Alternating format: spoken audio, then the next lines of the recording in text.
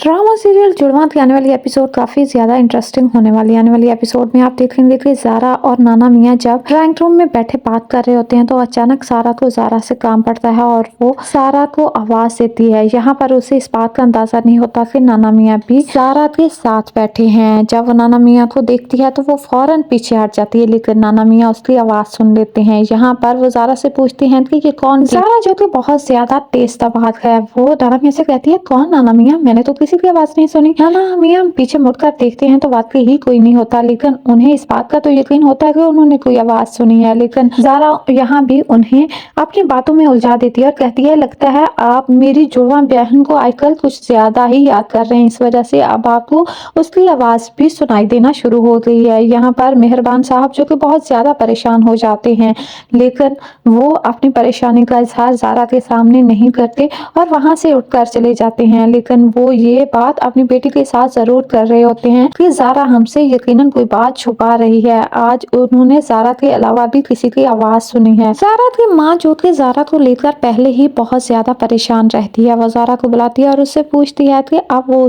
उससे क्या छुपा रही है। यहाँ पर ज़ारा अपनी माँ को भी उलझा देती है और कहती है कि नाना मियाँ को आजकल लगता है वहम होना शुरू हो गए हैं, क्या वाकई में है मम्मा मेरी कोई जुड़वा बहन थी। ज़ारा की माँ फिर से चुप हो जाती है और उसके किसी भी सवाल का जवाब नहीं देती। तो दूसरी तरफ रक्षी अपनी माँ के साथ मिलकर ये प्लानिंग करती है कि किस तरह सारा को आप मामू के सामने और मुनव्वर की माँ के सामने बेइज्जत करना है। मम्मा आप मुनव्वर की माँ को बुलाएं। जब उन्हें ये बात पता चलेगी कि किस तरह सारा कितने दिन घर से बाहर रही और यहाँ तक कि उसने मामू की इज्जत का भी ख्याल नहीं किया और घर से बात की, जब उसे ये सब बातें पता चलेंगी तो वो मुनव्वर की शादी कभी भी ऐसी लड़की से नहीं करवाएंगी जिसको अपने बाप की इज्जत का भी ख्याल नहीं। इसलिए उनके पास कोई और ऑप्शन नहीं बचेगा। अगले ही सीन में आप देखेंगे कि सारा जो कि बहुत ज्यादा परेशान हो जाती है, क्योंकि वो अपने बाप की फितरत से अच्छी तरह वाकिफ है।